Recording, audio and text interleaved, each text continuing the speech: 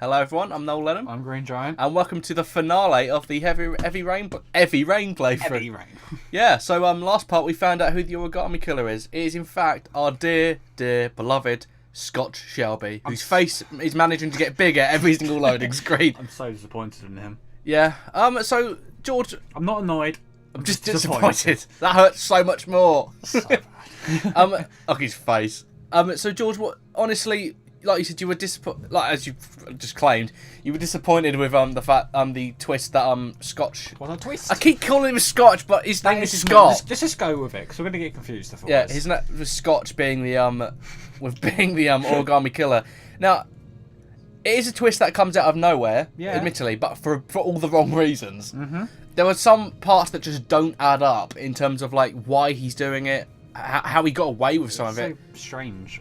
Well, you're playing as this character in his head, and you don't see this. You like his thoughts, yeah, exactly. It's normal. It's like he's hiding his thoughts from himself. Yeah. It's like it's really strange. And it's okay, if he was schizophrenic, I'd be totally fine with that. But he's not. He's not. He's clearly knowing what he's doing. I'm gonna say he's sound mind, but he's obviously not. But no, but okay, like this is I think the biggest problem in terms of plot holes is the Manfred thing. Have we already seen that? Shouldn't put a battery in the fire. It's going to explode. And then like someone hears it and then he gets caught because of that way. You're going to get a SIM card in the eye. It's going to shoot out projectile SIM card. I think the Manfred thing is the thing that I have the biggest problem with in terms of the plot. Okay. Black and white, you fucking hipster. Actually, if that was the hang on, if it was the sixth, it's probably the 60s to 70s when that happened. Did they have portable cameras that you could easily access then? Especially for a family who were as poor as that? Okay, how did the no nurse see him go in? He's pretty hard to notice. Okay, this is the other thing I have a problem with. Ninja Scotch. This is the biggest problem I have with the entire plot in terms of who Scott's identity. How does he get from in Manfred's like shop? How does he get away from Lauren, go and kill Manfred, and like scrub all the evidence away in like 2 seconds? No. It's absolutely fucking crazy. It's like fucking... Like, here, look, watch this. Just goes ape shit. Yeah, look. Okay, one, how does Lauren not hear that? And the fact he falls on the ground. Yeah, it's quite loud. Yeah. I blame the clocks. The clock's covered it up. Yeah. Time and time again, the clock's covering it up. Again, all of this. And because if you remember when we were in that shop, it cuts away from Scott for like 2 seconds. Yeah. I just don't... Actually, do you know what would have been better? What's that tie doing? Yeah, the tie physics. Oh my god, is it the wind from the fire? Bloody hell. I'm just a simple bin fire. Yeah, I'm trying to justify the David Cage's madness. The madness of David Cage. That should be the next game. Have you ever played any of David Cage's games? I haven't been able to bring myself to do it yet, no. So I'm like, there's Indigo Prophecy, there's this, and there's Beyond Two Souls. We're never touching Beyond Two Souls. Fuck that game. I want to do Indigo Prophecy one day. That might be a lot of fun because it's this, but it's more batshit insane. Yeah, something like that. These are good games to play. Have you ever seen it? Do you know what the plot to Indigo Prophecy is? Basically, it has actually, as much as I hate David Cage and his pretentiousness bullshit, the opening to Indigo Prophecy is fantastic in how it's executed. But I'm like, it would be a pretty fun game to do because it's pretty much the problem with David Cage is in that game is stuff is so batshit insane. Like, I will admit with Heavy Rain, he can do some good grounded drama. Yeah, like the interactions between Ethan and Sean and Jason and Sean. They're pretty decent, like in terms of two human beings talking to each other. But yeah, I did that pretty well. But I just like when it's Indigo Prophecy, and if people know the twist in Indigo Prophecy, you'll know how fucking hilarious it is. Like, it's bad. It's like hilariously bad. At least with Scots, you can kind of go, well, that can kind of make sense, I guess. But it only has one or two plot holes with it. But with Indigo Prophecy, it's so batshit insane. I cannot help but laugh at it every single time. Yeah. Like, you see that window I pointed out in an earlier part, you can see over. We're actually going to see where that leads to, and that's actually a thing I like about how Scott got the kids. That don't want to say word it like that. How Scott got the kids. Because it's kind of hinted at with the cop uniform and that, and it's delivered in a way that's kind of it makes sense. Yeah, a kid would naturally trust a cop. Yeah, that's clever. That's genuinely good writing.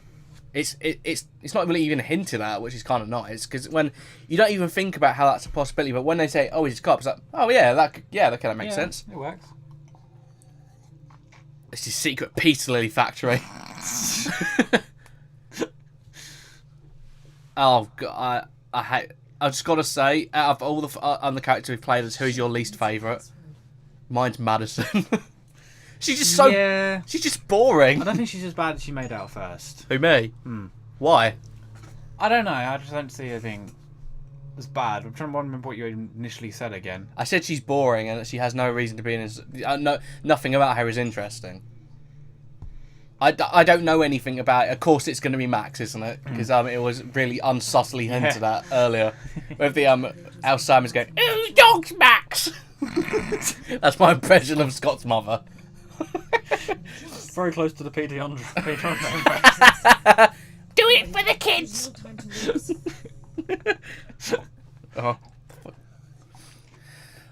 Okay. Out of fucking nowhere, Ninja Scotch. He is Ninja Scotch. Yeah. How did he get in without it? Oh, that nice nostril shot there, by the way, just a second ago. Get lost in that. Yeah, I'm evil. And there's the ultimate laziness in explaining a villain's motivations. You don't understand. You're a woman. He's like Superboy Prime. Have you ever heard about him? Nope. He's a famous really bad comic book character he's basically he's looking for the perfect world because his one was blown up. Okay. Holy teeth, Batman. And he's the wiliest fucking character. He's just like, you're ruining it. I'll kill you. I'll kill you to death. Seriously, that's one of his lines. I'm not even joking. Okay, so George, how are we going to get out of this room? Wow, I don't know. And punch through these fucking tiles. Headbutt it. It's hollow enough. I mean, a head. Yeah. There we go. Found our way out. Now, there is actually 2 possible ways you can get out of this. Go on. All right. Fucking hell. That was surprisingly easy to get out of that. Yeah. And there are actually 2 ways you can get out of this. Fist it. Now, I think. Yeah. I regret nothing. I like that montage of her hitting it. Just what we needed. Yeah. How did you? Okay, that wall. How hollow was that fucking wall? You've got to be pretty strong to hit. Like, if it was that hollow, why don't you just kick the way through it? Or just jump through the wall? Oh, that's something I wanna. I'm complaining. Why is that toilet steaming? I didn't see that. Oh my god. Never mind. Let's carry on. We don't have time to look at it. We should probably just leave. It's not steaming, smoking, but same thing. She is. Oh, I saw it a bit there. I guess it was just a fire, but it looked like it was coming out of the toilet. Okay, so Scott's apartment's on fire. For some reason. It's the Scotch! Oh, fuck! Oh, on fire! I probably should get out of this, but... Shit! I probably should step out of this, but never mind. We're going to stand here for a bit. I'm going to dance in it. Okay, so there are actually 2 ways you can get out of here. Actually... Go on, tip it. Fuck off. There's like 4 ways... 4 ways to get out of here. 2 of them don't work, because you will die. Not really ways to get out then, are they? Well, you can climb out the window. I'm not going to bother, because you will... Like I said, you will die. That? Yeah. Yes. I just want to apologise prematurely for the flickering. It is the capture card, because it's shit. I can't remember why we did this. To fix the capture card. Did we? And we're back. There we go. We got it to work a bit better now. Oh, it's still flickered. Never mind. Complete waste of time. Don't even care. Oh, no, there we go. I think it's back now. Yeah. Anyway, so a friend who I've mentioned several times when I took over for him, you know, when we saw Kramer, when I did this part on his file, I jumped out the window and killed Madison. He was so fucking angry. And I got Narman killed later on. You better not fucking do that. Oh, no, probably not. No, I basically what he'll do is you fight Scott on like a conveyor belt thing, and he gets a sledgehammer to the face if you're not careful. Ooh. I did that with my friend. It was so funny because it was so sudden. We just kind of laughed at it. Amazing. Just do the jump, George. We can do it. Ugh. Think Van Halen. You cannot get out the front door, so you have to go And into smash in the back doors. I'm here to provide an analytical view of David Cage's writing. George is here to talk about anal occasionally. Okay, so what I'm going to do here is, it's the safest way to do it, just climb in the fridge and... Is that what you call it? What? The safest way? Climbing in the fridge. Is it like, not like Indiana Jones climbing in the fridge? Do you know what that is? I think so. Basically, in Indiana Jones 4, one of the things people hated most about that film is to escape a nuclear blast. You know what he does? Oh, yep, I remember now. Hides in the fridge. Got It's so... People took a lot of offence to that because how stupid it is. Like, the fact he just gets straight out of it, you'd have to stay in there for weeks. Yeah. Can I just say, it's an Indiana Jones film, do not take it that seriously. People do. Yeah. Okay, so the point of rescuing Madison here is, if you have failed as either Ethan or Norman, she can phone. If you do that part successfully, she can phone either Ethan or Norman to get them to go to the place where they all need to meet up. Yeah. Now, for some reason, her phone breaks after one phone call. So you can't phone them both. Of course. That's basically, you do not... Is it a BlackBerry? Fuck you. George knows full well that I own a BlackBerry, and I'm quite happy with it. How does she know Jaden's phone number? Now, what you can actually do is, if Norman dies before this point, Madison can be Looks like a BlackBerry. Madison can be the one to fight Scott. Okay. There's a lot. Actually, it's really interesting. This final part of the game, there's a lot of different possibilities. Like, Ethan can not show up, so Madison will rescue Sean, and if Madison goes completely by herself, she'll rescue Sean and fight Scott. Yeah. Like, there's loads of different, like... The game genuinely gets quite interesting here. No, I would argue not. Compared to earlier, there's stuff going on. And Yeah. I know there's always stuff going on, but it feels like you're actually... Well, not really. It's all coming together, finally. Okay, so It's quite nice. all of our characters are at the final place, so let's see what happens as they all converge in one place. How's that fire still in the street? I don't know if you just see that. A little bit. Okay, now we go to our... Sean? What? And we see probably the most boring character in the entire world. Fucked up eyebrows. What are they They're doing? quite far from his eyes, aren't they, Yeah. actually? Yeah. The left one's different to the right one. Well, you got to remember, the motion capture is done from the people, so he actually looks like that. His ears are massive. Why does it not show Ethan's point of view here? And why does it show Sean's? Because this is Ethan's point of view.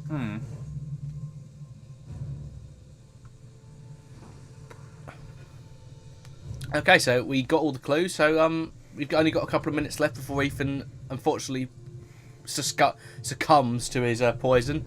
Let's quickly go and get Sean. Okay.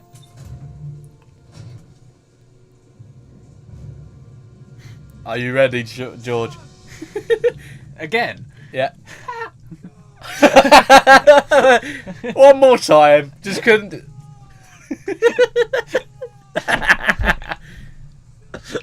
Jason! It's just the same voice clip over. It's just the same two again. Jesus. So bad. Christ, he is a ninja. Where is he coming from? I don't know. Hides in the shadows. I'm actually concerned because I like the idea that in the screenplay for this, it just says Scott just appears. Like, I love that. Like the fact that because he's so lazy, he can't even think of a way he can get in there. Just rises out of the floor. He's in there with Sean in the rain, like climbs out after him.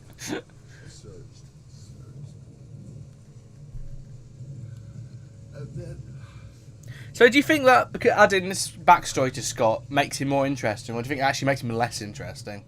That's a weird cut. Yeah, yeah, George. This explains how he knows who Ethan is. You ready for the stupidness? He was standing right there when Jason died. Oh my god! Look at what he's dressed in. I know. I like how he looks exactly the same as well. Oh, it'd be great if he had a balloon. Just like the subtitles have died for some reason. The game has a habit of that. Yeah. With Lazy deaf subtitles. This must be hard for deaf people because he's just going. But What? for people who couldn't hear that, just imagine I was making some wild gestures. Yeah. I finished your damn trials. Now give me back my son. He's there. Okay. All you Sorry. have to do is open that crate. Hardest trial ever. Can't do it. Well, he only got one functioning hand, so maybe not. We all know what that's like. So like I don't know if Scott can actually. Oh. I don't know if Scott can actually shoot Ethan. I've never actually seen that. Go on, Narman. Finish the story. How the fuck did he get up there so quick? How fast is Scott? He's a man in his mid-50s. Fairly big guy as well. Yeah. He can get around fast. He's a ninja. Pretty big gut as well. And I was kind of hoping that I'd be able to do the Sean thing again, even though I know where he is. Yeah. Oh, it's been a long playthrough, but we can't say we haven't had some laughs. Ah, it's been great. Would you say it's actually been one of your favourites? It's up there, yeah. Yeah. Definitely. Up. That with Ocarina. I love Ocarina. And I mean, Good times. yeah. Good times. Oh, we got it. Whoa! Do you see the way that fucking thing flew? Yeah. Jesus Christ. How heavy are those, do you reckon? He's having some trouble there. I know he's got like one functioning hand. Fairly heavy. I mean, it's quite a large one. Well, what is it to stop rain coming out? Because he's clearly not doing a very good job at that. It's just stop. I don't know actually. They're pretty useless because it's to stop water coming out. It's like he's done a I fucking. mean, it's to stop people falling in, I guess. Well, someone has. Well, someone's putting it, not falling in. Good And sentence. even when he's unconscious, Sean is still not an interesting character. Okay, He's basically, more interesting actually.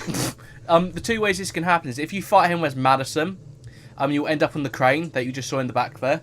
I actually find that the way oh my god, he really is a ninja. He just comes out of nowhere.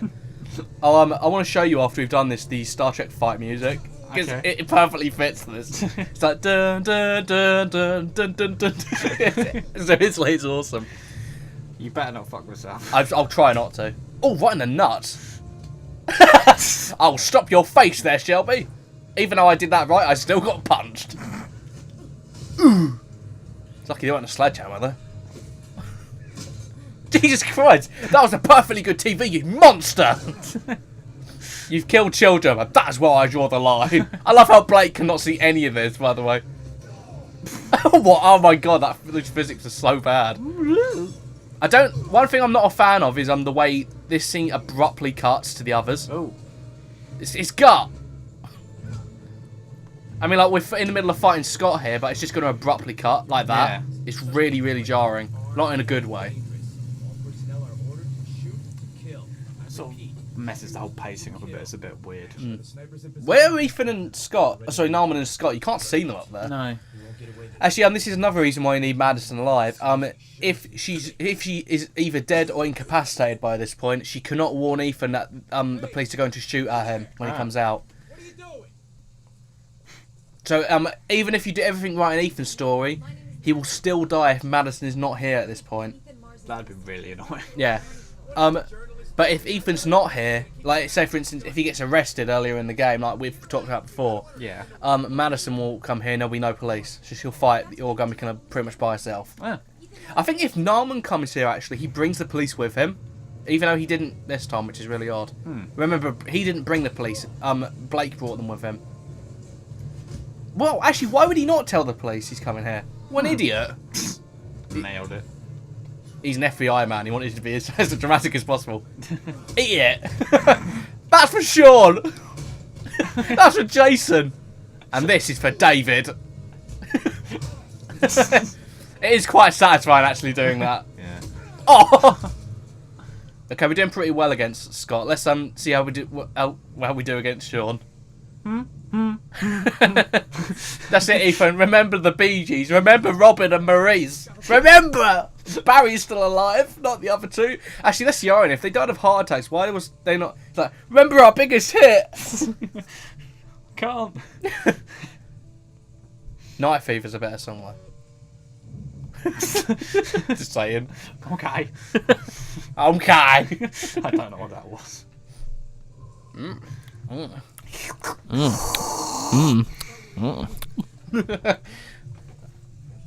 Tastes pretty good. I really don't like this acting here. It's really bad. Pound his chest. Ooh, soft hands. Dad, you're missing a finger! Oh my god! 3 is the magic number. It's also the name of the National Fingering Association. Oh, more flicker in there. We don't have time to fix it though, so we'll just leave it. Sorry, peeps. Just have a fiddle about with it. Fiddle about, There you fiddle. Oh, we did it. Nice. We did it by doing nothing. Oh, fuck. Fuck you! I really hate the Sean's performance here. I'm gonna be honest. It's really bad. I know he's near death, but oh my god, there's no excuse for it. No. Oh. Sadly not. Yeah.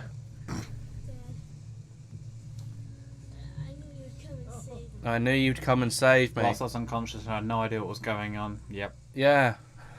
Good point, actually. I thought, oh no, Ethan's got 10 seconds left, George. Do you want to say goodbye to him? No. You've been very entertaining, Ethan. And you've done some stupid shit in the story. Thank you and good night. Christ, has Sean got jaundice? Look at his eyes. Beep, boop. I love Ethan's assumption that it is exactly on point. Like he could. Like, I'm not dead. Okay, so Ethan's not dead. I'm alive. I actually do like that last challenge because it's about being brave and accepting death, even though he didn't die. Because I don't know what was actually in that. It might have been water or something. Right, no. I'm not dead, but I'm gonna pass out. Mars didn't do it for Christ's sake. Get out of my face, Innocent. Blake, you prick. Okay, so we got to get in there to help Ethan. If you fail here, Ethan will die. Just let me concentrate for a second. Okay. Why is she doing all this like acrobatic shit on the bike? Like, just drive through them. Just to build it up. Yeah. It's so intense. The screen's flickering. Yeah. If I die here, it's your fault. Which you can't die here, but I'm not gonna stop her. What do we do? Yeah, we're just gonna let her do that. Personnel, hold your fire. I repeat, hold your fire. Such a weird way of delivering. Yeah, you sound so bored. Oh, just let her live for now. They're out there. They have the building. I found your pinky in the trash. We can still reattach it. There's still time. Had a pube on it. But Oh, I'll explain. I don't know where it's been. Okay, so that's pretty much we've done with Ethan and Madison. We've still got Norman to deal with, though. We still got to bring Scott in. Okay, we can either kill Scott or help him. What do you want to do? Do you think he deserves death for all he's done? Let's be honest, he'll probably get death anyway. Well, for just being a massive disappointment, I think, yeah. I was only thinking about Sean, and I thought Is Sean still dead? What is up with him? Get up. That's okay. His legs weren't broken, he was just cold. Yeah. Okay, here we go. Let me just concentrate here, because this is actually quite hard, because the prompts do sometimes come out of fucking nowhere. Right, here we go. This is why I died before. Let's see if I can do it this I time. wanna be. Oh, what the fuck? You. Oh, for fuck's sake. Really? Oh, that prompt came out of nowhere, though. Oh, no. You fucked it up. Middleman comms. We get to the end, and I've let Narman die. Not let, I did it Christ. completely by accident. Whee! I'm really sorry, peeps. Actually, I was trying there, but if you can tell by the screen capture there, because the screen's cropped, it was hard to see that prompt. It's not my fault, is it? I literally couldn't see it. Oh, for fuck's sake! I'm really annoyed about that. I was doing pretty much perfectly Yeah, before we that haven't point. messed anything up. They're all alive. Yeah. Well, not anymore, but. Yeah, you can actually either rescue Scott there or kill him. I think if you rescue him, he still ends up falling in anyway, because Okay. that's where he falls in. I know definitely if you get there with Madison, he definitely dies. That's not good, because you like stab him with a crane or something. It's really weird. It's really it's really strange. Christ, these loading times are really long. Yep. Yeah, saved the kid, but lost the person who was a lot more valuable. Okay, so that's pretty much the end of the game. Now we're just doing like the epilogue cutscenes now, because it's the ending to everybody's story. Yeah. I love the arrogance, by the way. The QD TV at the top there, Quantic Dream TV. Yeah. Very, very egotistical. This is actually David Cage. Where are these pictures coming from? I don't know. Oh, I'm sorry for the Really weird. flickering as well. Sorry about that. Can't really help that. it is no doubt due to his great courage and tenacity. So that's pretty much the end of Heavy Rain. We'll do our final thoughts in the credits, but for now we'll just kind of say I'm That picture is amazing. He looks like Fred Flintstone.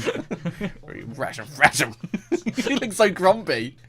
Lieutenant who claimed to be a private eye. I love the fact that like we now know who Scott Shelby who the Origami Killer is rather. Who was But- he looking? But they haven't found him. It's like he hasn't even changed what he looks like if you see in this next cutscene. That's amazing. Picture. Oh my god, look at the guy's teeth when he was talking then. Picture provided by Edward Blake. He's got like a little penis drawn on the forehead or something like that. Just twat. Twat, yeah. Okay, so let's see our final cutscenes. Yep, this is the best ending you can get for both Ethan and Madison. They move into a new apartment. This is Nice. one that, Spacious. it's one that Ethan's actually been designing since architect school. He was hoping him, Jason, and Grace would move in, and Sean would move in there with Grace, but What he Madison, put inside of his lunchbox. Madison will have to do. I've got to be honest. Out of Grace and Madison, I would choose Madison. Yeah. She's virtually more hot, literally. I'm happy, but I still sound bored. I wonder if in this cutscene Ethan still lost his pinky. Let's see if we can see it. Because if not, that's really lazy. It grew back. Cut my hand off; it'll just grow back. Lead a normal life.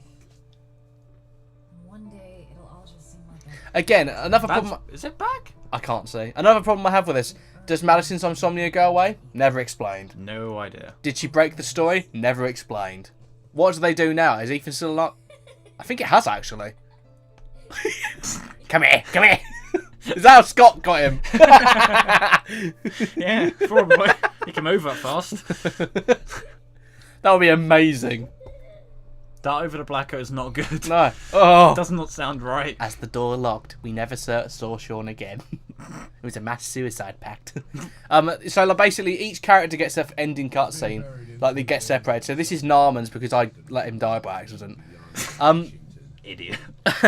If you actually let it survive, there's two outcomes. If you took the tryptocane even once during the playthrough, he'll be doing a TV interview, and when they're finished in the back, he starts hallucinating and Okay. starts going into like he can actually die of an overdose Yeah. if you take it even once. It's just luck actually.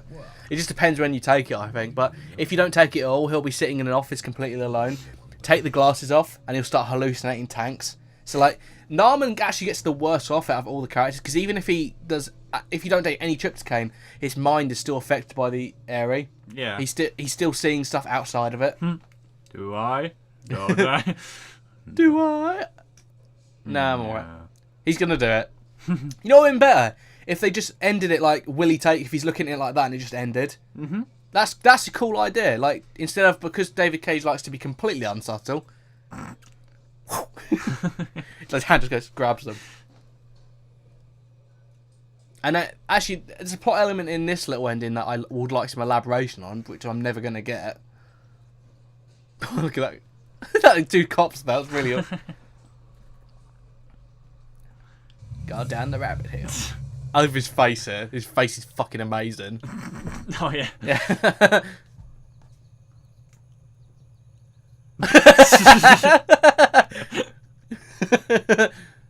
He's a bit like Jeff Flynn, actually. Actually, so like, is Blake going to use this to solve crime? I can't see him doing that, to be honest. No. He might just get out of work.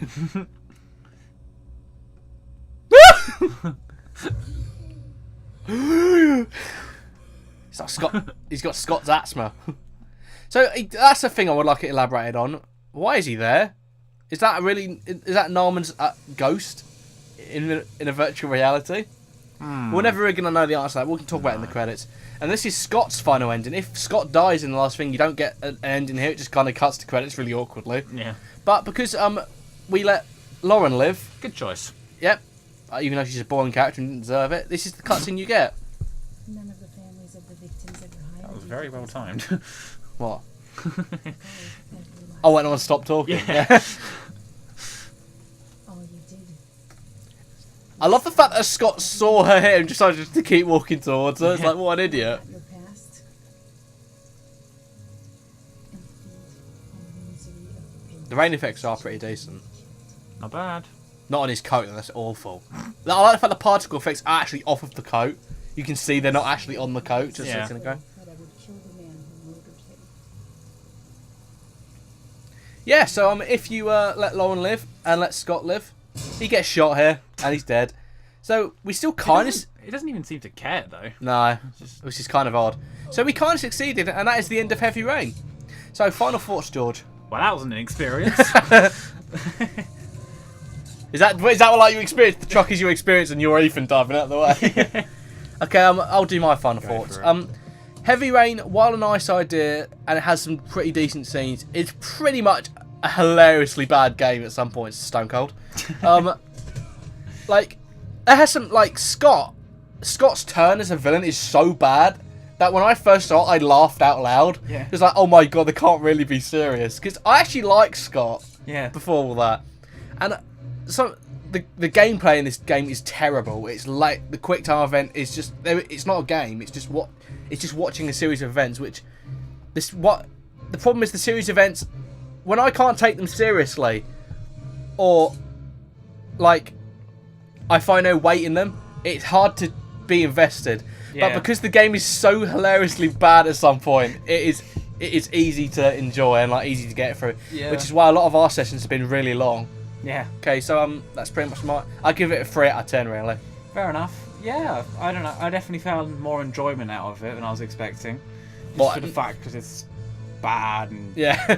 so easy to make fun of because there's so much stupid shit. Yes, going on. it's a game that if you're ever going to let's play, it's very, very easy to riff. Yeah. But definitely. as an experiment in making a game, I do respect it for that. It's an interesting idea. Yeah. It could be done better. Yeah. But it's definitely a good platform to be built on now. Yeah, but which I would have said before Beyond Two Souls came out, but now I realise that this game completely dumps over that, both in terms of story and gameplay, even if we've made fun of this game for both things. It So, definitely gets interesting once things start coming together. Yeah. In a way. But- It just takes a while to get to that. Did you enjoy the mysteries? That's the main thing, because if you didn't, then there's literally no point in playing it. Yeah, in a way. It's a bit high. Yeah. The thing is, when I first played this, I didn't enjoy the story because there's so many things that, like, it's a story that has many different endings.